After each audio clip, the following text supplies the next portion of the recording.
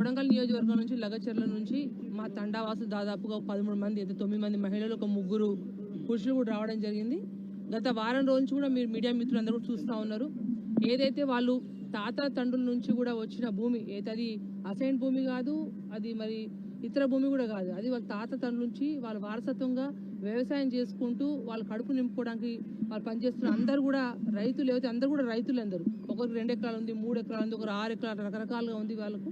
అందరూ కూడా ఇప్పుడు ఏదైతే ఫార్మా కంపెనీ గతంలో పోయిన ప్రభుత్వంలోనే ఆల్రెడీ 13,000 ఎకరాలు ఫార్మా సిటీ ఏర్పాటు చేయడానికి రాష్ట్ర ప్రభుత్వం ఏర్పాటు చేయడం జరిగింది. వాస్తవంగా అక్కడే ఫార్మా కంపెనీ ఫార్మా సిటీ ఏర్పాటు చేయాలి. కానీ ఇవాళ ఏదైతే కాంగ్రెస్ ప్రభుత్వం, రేవంత్ రెడ్డి ప్రభుత్వము ప్రత్యేకంగా వారి స్వలబ్ధి కోసము ఆ కొడంగల్లోని లగచర్ల గ్రామంలో ప్రత్యేకంగా గిరిజన వాసులు, మా తండా వాసులందరినీ కూడా వాళ్ళ భూములు, అమాయక ప్రజల యొక్క రైతుల యొక్క భూములు తీసుకొని అక్కడ ఫార్మా సిటీ ఏర్పాటు చేయడానికి ఏదైతే చేస్తుందో యావత్ తెలంగాణ రాష్ట్రంలో ఉన్న మా లంబాడ సోదరులందరం కూడా మేము పూర్తిగా వ్యతిరేకిస్తున్నాం. ఎందుకంటే ఇవాళ కాంగ్రెస్ ప్రభుత్వం వచ్చిందంటే ప్రత్యేకంగా లంబాడలు 90% మంది కాంగ్రెస్ పార్టీ సపోర్ట్ చేయడం వల్ల ఇవాళ ప్రభుత్వం వచ్చింది. కానీ ఇవాళ ప్రభుత్వం వచ్చినాక పూర్తి స్థాయిగా చేసి మీ దౌర్జన్యం ఇవాళ లంబాడల మీద చేస్తున్నారు. మీరు ఒకసారి గమనించండి.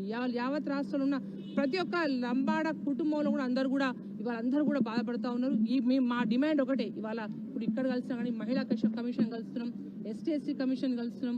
మా డిమాండ్ ఒకటే, గిరిజన భూముల జోలికి దయచేసి మీరు రాకూడదు. మీరు ఫార్మా సిటీ ఏదే ఉందో గతంలో అయితే 13,000 ఎకరాలు ఏర్పాటు చేసిందో అందులో మీరు ఫార్మా కంపెనీ పెట్టుకుంటారు, ఫార్మా సిటీ పెట్టుకుంటారు, అన్ని చేసుకోండి. కానీ గిరిజనులను టార్గెట్ చేసి, గిరిజన రైతుల యొక్క భూములను టార్గెట్ చేసి వాళ్ళ కడుపులు కొట్టొద్దు అని చెప్పేసి ఈ రాష్ట్ర ప్రభుత్వాన్ని మేము డిమాండ్ చేస్తున్నాం.